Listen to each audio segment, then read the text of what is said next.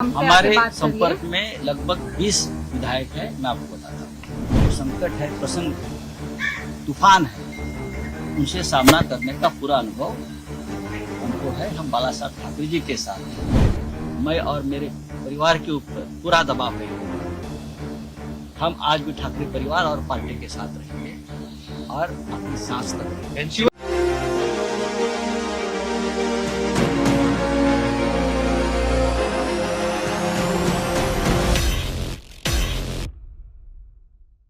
महाराष्ट्र की महाविकास आघाड़ी सरकार पर भले ही आफत का पहाड़ टूट पड़ा हो, लेकिन शिवसेना के सांसद संजय राउत अभी भी पार्टी को मजबूत बता रहे हैं। संजय राउत का बड़ा बयान ऐसे वक्त पर सामने आया है जब उद्धव ठाकरे अपने इस्तीफे की पेशकश तक करने की बात कह चुके हैं। संजय राउत ने कहा, पार्टी मजबूत है, कुछ लोग दबाव में पार्टी छोड़कर चले गए, लेकिन लाखों कार्यकर्ता शिवसेना के एक साथ पूरी ताकत से खड़े हैं। बागी विधायक एकनाथ शिंदे के साथ क्यों गए, पार्टी में बगावत क्यों हुई, इसका जल्द खुलासा किया जाएगा। हमें ऐसे संकट से निपटने का अनुभव है। एकनाथ शिंदे पर हमला बोलते हुए संजय राउत ने कहा, बाला साहेब का भक्त बोलने से कुछ नहीं होता। हमारे संपर्क में करीबन 20 विधायक हैं। जब फ्लोर टेस्ट होगा तब सच्चाई सामने आएगी। मुख्यमंत्री उद्धव ठाकरे के चेहरे पर कहीं भी तनाव या शिकन नहीं है, जिससे साफ होता है कि सरकार पर खतरा नहीं है। संजय राउत बार बार अपने बयान में ये बताने की कोशिश करते रहे कि शिवसेना पर या महाविकास आघाड़ी सरकार पर किसी प्रकार का खतरा नहीं है, लेकिन उनके चेहरे के हाव भाव एक अलग ही तरह की कहानी बयां कर रहे थे। आपको बता दें, एक तरफ जहां ये कहा जा रहा है कि ठाकरे सरकार किसी भी वक्त गिर सकती है, दूसरी तरफ बागी एकनाथ शिंदे का शक्ति प्रदर्शन शुरू हो गया है।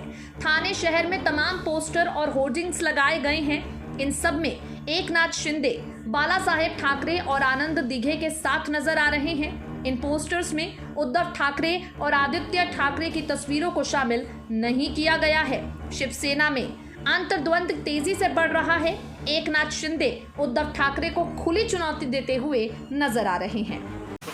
ईडीच्या किंवा अन्य काही भीती आणि आमिषाला बळी पडून जर आमदार काही पळाले असतील, विशेषतः जे स्वतःला बछडे वाघ वगैरे समजून घ्यायचे, तर ते म्हणजे पक्ष नाही।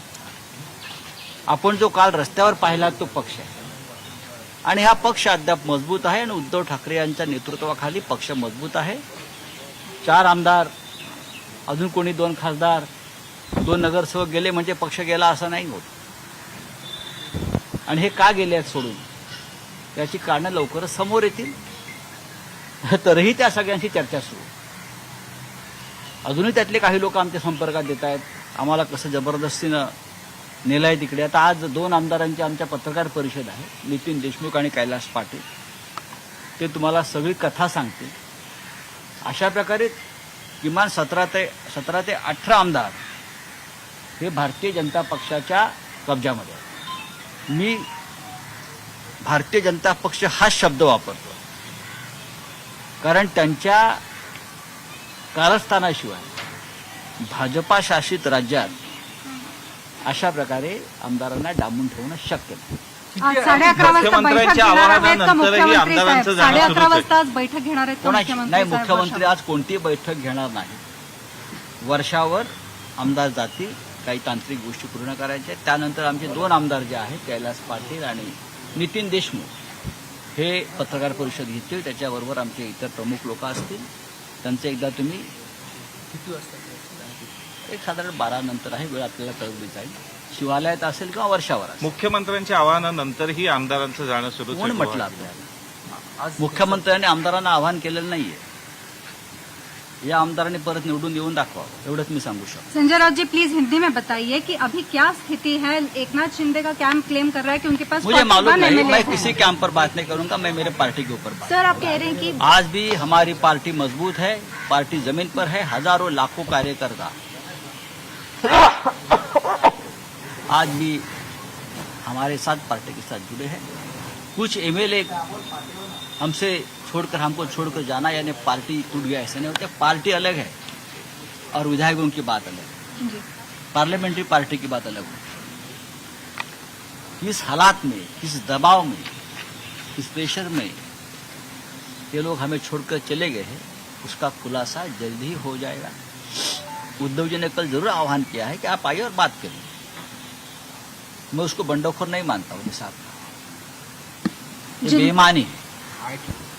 जिनको कहा है की वापस आके बात करिए, शिंदे दावा करण्याची शक्यता आहे. ते करू द्यायचे. मी माझ्या पार्टीविषयी बोलतोय. आमची पार्टी तुम्ही काल रस्त्यावर पाहिली असेल, वर्षावरून मातुसीवर जाताना उद्धव ठाकरे जागोजाग रस्त्यावर जे वातावरण होतं, जी जनता रस्त्यावरती उतरली ती शिवसेना. उद्धव ठाकरे जी ने कल कहा है कि आके हमसे बात करिए. क्या उसके बाद कुछ शिवसेना के एमएलए ने उनका संपर्क साधा है?